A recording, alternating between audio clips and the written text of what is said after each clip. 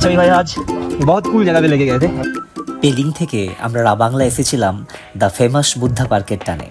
জানতাম না আমাদের জন্য একটা অসাম এক্সপিরিয়েন্স ওয়েট করে আছে। এক্সপিরিয়েন্সটা কি সেটা জানতে হলে শেষ অবধি ভিডিওটা দেখতে থাকুন। এই হলো আমাদের সিকিম ট্যুরের সারথি ছবি ভাইয়া।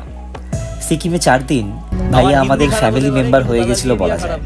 তারই রেকমেন্ডেশনে রাবাংলাতে আমরা উঠেছিলাম বুদ্ধা ভিউ হোমস্টেতে, যার ওনার সুভাষ ভাইয়া একজন টিচার, বাট হোমস্টে ম্যানেজ করাটা তার একটা passion.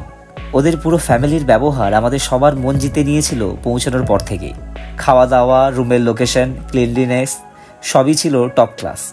R cherry on the top ছিল ছোট্ট ডেকোরেটিভ ছাদটা, যেখান থেকে বুদ্ধা পার্কের এই দারুণ ভিউটা পাওয়া যায়। এবার আসি আসল গল্পে।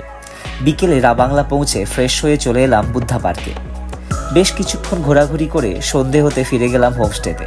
রাবাংলা আসার সময় ছবি ভাইয়া বলেছিল একটা ফেস্টিভ্যাল হচ্ছে ছো ডিজো নামে, যেখানে লাইভ ব্যান্ড পারফরমেন্সও হচ্ছে।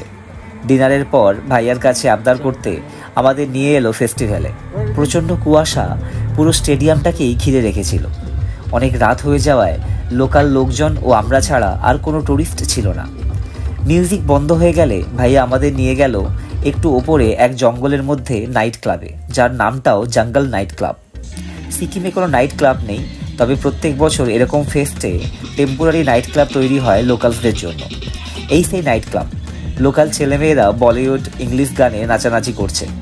জঙ্গলের মধ্যে এরকম অভিজ্ঞতা আমাদের এই প্রথম। কিছুক্ষণ ভাইবটার মজা নিয়ে ফিরে চললাম হোমস্টের দিকে। জঙ্গলের মধ্যে দিয়ে গা ছমছমে রাস্তা দিয়ে নামতে থাকলাম। রাত 11টায় পাহাড়ি জঙ্গলের এবড়ো খেবড়ো রাস্তা দিয়ে যেতে একটু অসুবিধে হলেও অভিজ্ঞতাটা ছিল একদম অন্যরকম।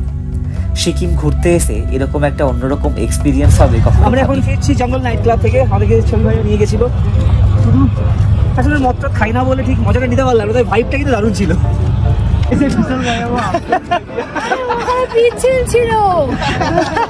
টিনা অ্যাকচুয়ালি স্লিপ খেয়ে গেছিল লোকাল হতে গিয়ে।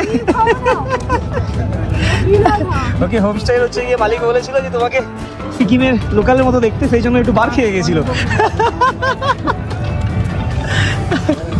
छवि भैया आपका वीडियो हो रहा है। छवि भैया आज बहुत कूल जगह पे लेके गए थे। रात को 11 रात को 11 बजे सारे टूरिस्ट के लाख में नहीं रहता है।